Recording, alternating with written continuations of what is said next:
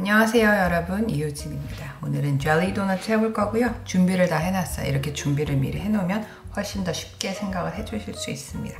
젤리 도넛가 한국의 던킨 도넛 같은 데가 유명을 하게 되면서 점점 더 인기를 얻은 것 같은데요. 튀겨서 맛있게 드실 수 있고, 이 책에 베니에 해보신 분들은 재밌게 해보실 수 있을 거예요.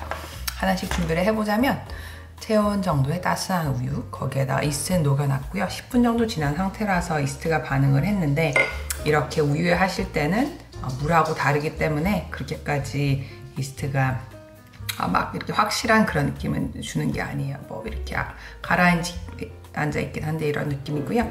계란은 풀어놓은 상태고, 그 다음에 여기에는 설탕, 소금, 버터 중탕한 걸 이렇게 섞어놨는데, 이 버터도 완전 뜨거운 상태가 아니라 중탕을 해서 데운 뒤에 식힌 뒤에 이렇게 해주시면 되겠습니다. 그래서 볼 3개를 섞는 건데, 지금 상태에서는 이건 준비가 끝났고 계란을 여기에 넣고 섞으면 되는 거니까, 계란이 이 정도 1개 정도 있을 때는 그렇게 조금씩 섞지 않으셔도 되지만 일단 이 정도대로 해볼게요. 반 정도 넣고 전체적으로 다 섞인 뒤에, 이게 완전 다른 혼합물이 다 섞였죠. 설탕, 소금, 그 다음에 중탕한 버터, 계란이니까 이렇게 해서 완전히 섞어 주겠습니다.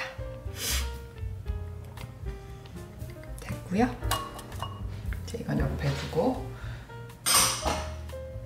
항상 다른 요리 하실 때 잘 모르겠지만 특히 베이킹 하실 때는 정리해 가면서 하시는 게 좋은 게, 다른 요리보다 볼도 크고 막 이러잖아요. 그렇기 때문에 정돈 해 가시면서 하시면 조금 덜 버겁고 재밌게 하실 수 있을 겁니다. 이렇게 해서 이제는 이거 3개를 그냥 섞으면 되는 거거든요. 그래서 어렵지가 않아요. 이제 해보시면 여기에다가 책에는 지금 275쪽입니다. 이거를 섞고 나서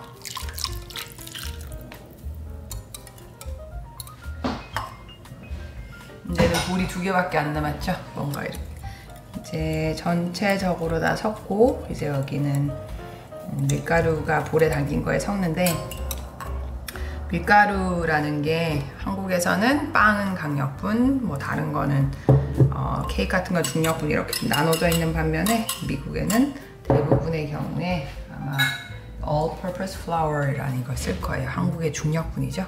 그래서 넣어주시고요. 이제 여기도 어떻게 보시면 우유, 버터, 뭐 맛있는 거 다 들어갔죠. 설탕도 조금 들어가고 다 들어갔으니까 맛있고 재밌게 하실 수 있을 거예요. 제가 이제 아마 이게 이번 제 책에서 소개드리는 그 발효빵의 마지막이에요. 이제 남은 거는 케이크류 2개 레시피밖에 안 남았기 때문에, 엔젤 푸드 케이크, 보스턴 크림 케이크, 크림 파이 이렇게 2개 남아가지고, 발효빵 했던 게 되게 그거 할 것 같은데, 그리울 것 같은데 다음에 또 방송으로 할 기회가 있었으면 좋겠습니다. 발효빵 같은 경우에는 뭐 발효 1시간 반 하고 뭐 하고 하면서 방송 찍는데도 시간이 오래 걸리잖아요. 한 뭐 몇 시간을 잡고 해야 되는 거니까 그런 점이 추억으로 남을 것 같습니다.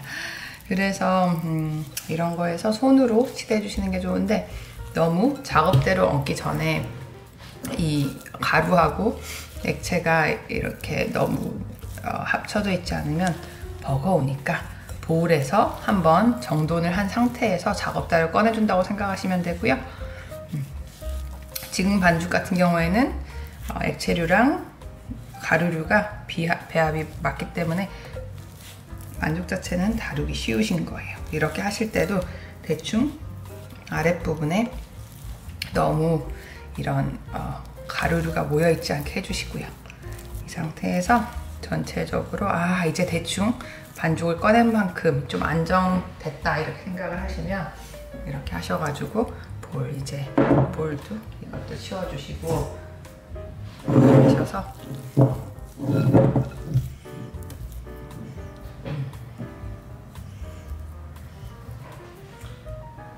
드디어 작업대 위에 아무 볼도 없고 재료도 다 섞여서, 저는 이런 순간이 되게 좋더라고요. 뭔가 정돈이 되고 이제 딱 돌입하면 된다 이렇게 느껴지는 순간.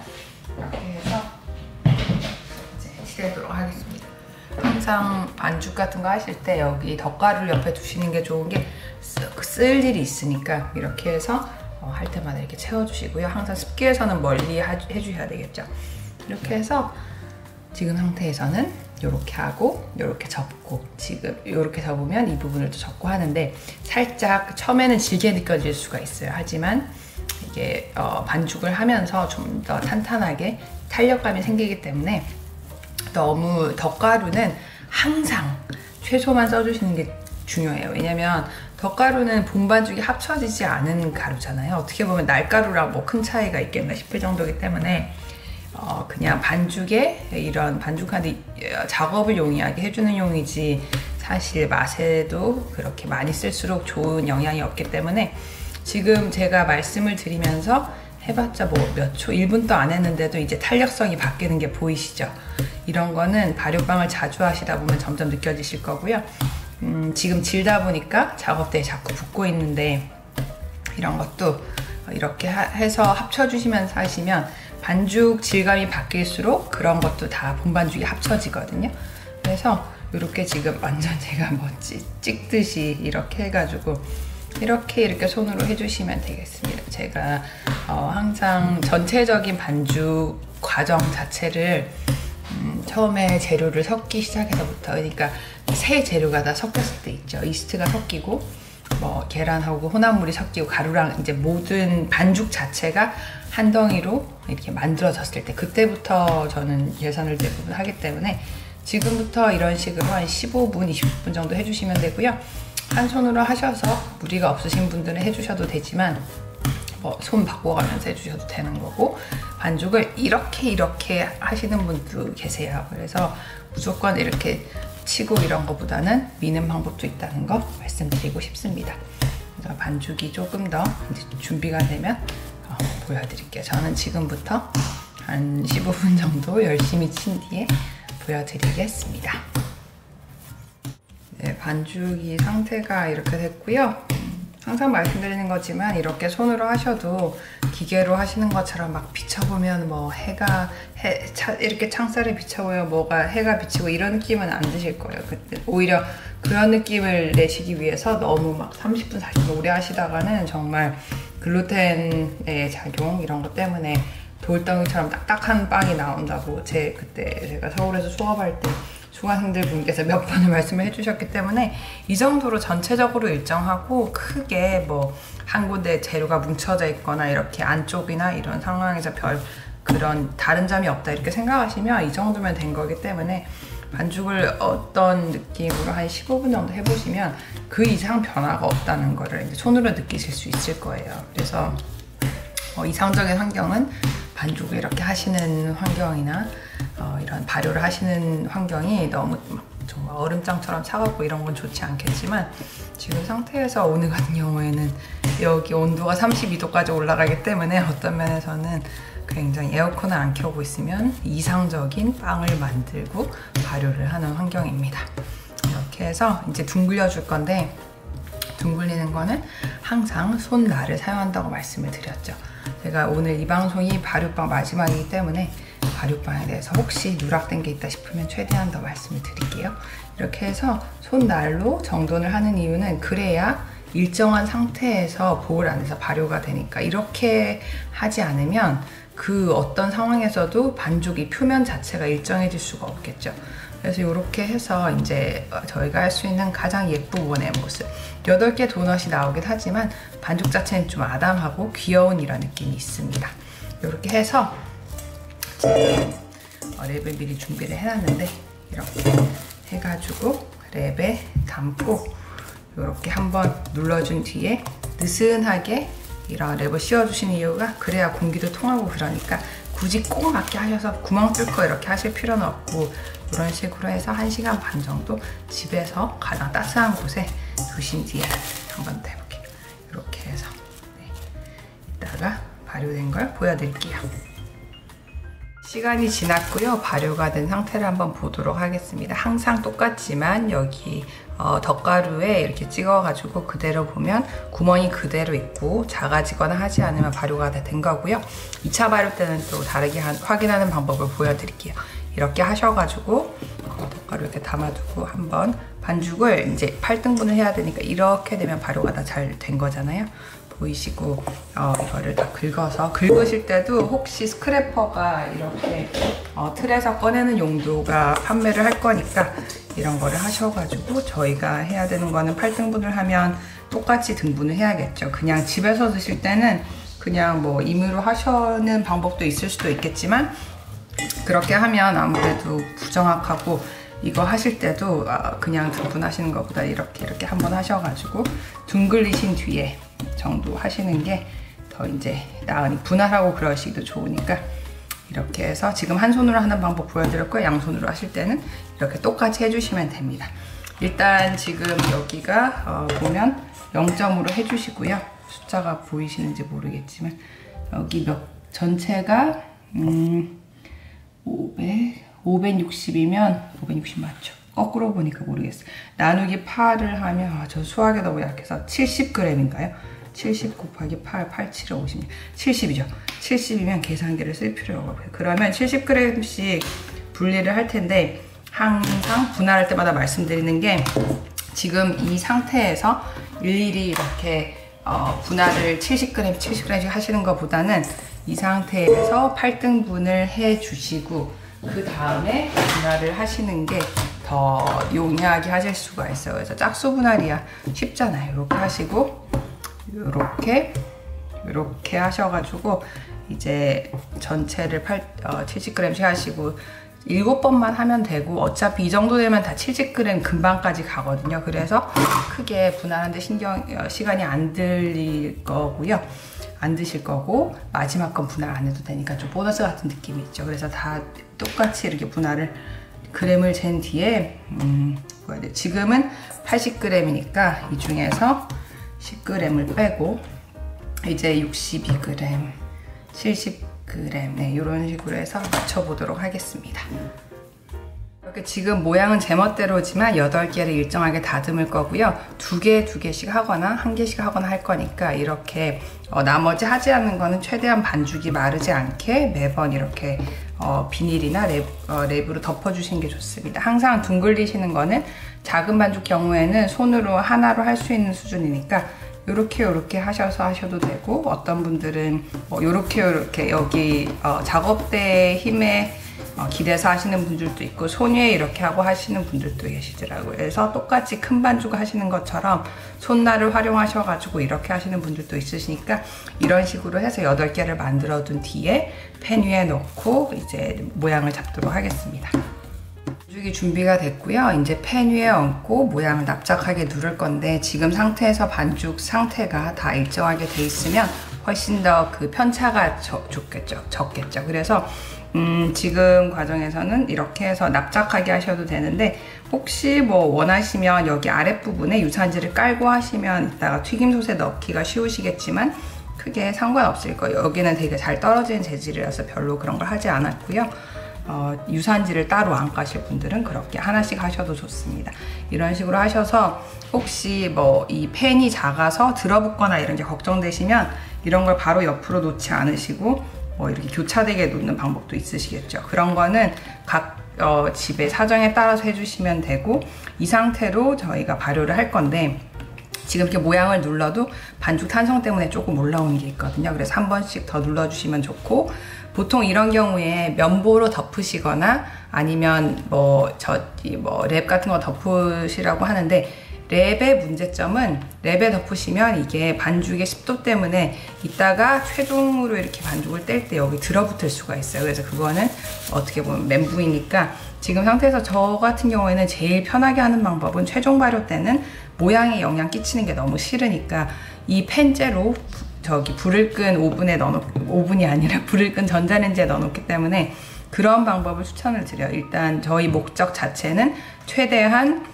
모양에 영향을 주지 않는 거. 그래서 어떤 분들께서는 또 이런 팬이 똑같은 게 하나 더 있으시다면 그 팬으로 이렇게 덮어두시면 여기 높이가 있죠. 옆에 높이가 있고 뚜껑의 높이도 있으면 이게 영향을 덜 받잖아요. 막 위로 크게 부푸는 빵은 아니니까. 그래서 그런 방법으로 정리를 하자면, 불을 끈 전자레인지에 넣어두시는 방법, 아니면 이런 높이가 있는 뚜껑으로 덮어두시는 방법, 그리고 정 안 된다면 큰 상자 이런 거에도 괜찮겠지만 네, 그런 방법을 추천드려서 최대한 최종적인 모양에 영향이 없도록 부탁을 드립니다.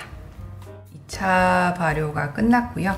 이렇게 손가락에 이런 덧가루를 묻히셔가지고 아랫부분에 이러면 최종 부분에 좀 표시가 덜 나죠. 이렇게 눌러서 그대로 눌러진 부분이 있으니까 이 정도가 되면 된 거고요.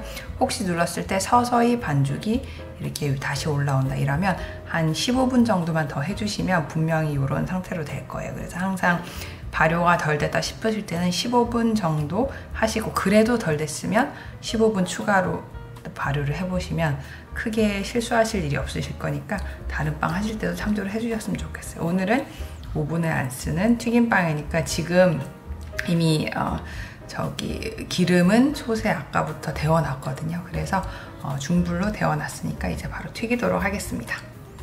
달구어진 솥에 하나씩 넣고 이렇게 반죽을 해주시고요. 반죽이 따로 들어가면 붓거나 하지 않으니까 별로 4개씩 넣어주시면 될 거예요. 이렇게 해서 색이 너무 진하게 안 나는 게 중요하니까 이 상태에서 몇 초를 기다리셨다가 이제 연갈색이 나면 그때 뒤집어 주시면 되거든요. 그래서 아직 이 정도 색깔이 났을 때 건지셔가지고 기름을 빼시고 키친타올을 깐 접시에다가 얹어주시면 됩니다. 나머지도 똑같이 튀겨주세요. 네, 완전히 다 식었고요. 잼 주입하는 거를 보여드리기 전에 말씀드릴 게 잼이란 게 매번 제가 이번 책에서 잼 나오는 레시피마다 말씀을 드리는 거지만 어떤 잼은 안에 덩이가 많을 수가 있고 그런 거는 짤주머니 할 때 특히 이렇게 앞이 좁거나 아니면 이 깍지 같은 거 쓰실 때는 당연히 걸려서 또 이제 멘붕을 초래를 하겠죠. 그래서 항상 잼병에서 꺼내시기 전에 이렇게 칼이나 이런 거로 이렇게 저어주셔도 좋아요. 칼이라는 게 그냥 일반적인 뭉뚱한 칼 있잖아요. 그거보다 확실히 나는 좀 더 그런 펄프를 제거를 하고 싶다 싶으시면 제가 엊그제 보여드렸는데 제가 그 스타브레드 할 때 보여드렸죠.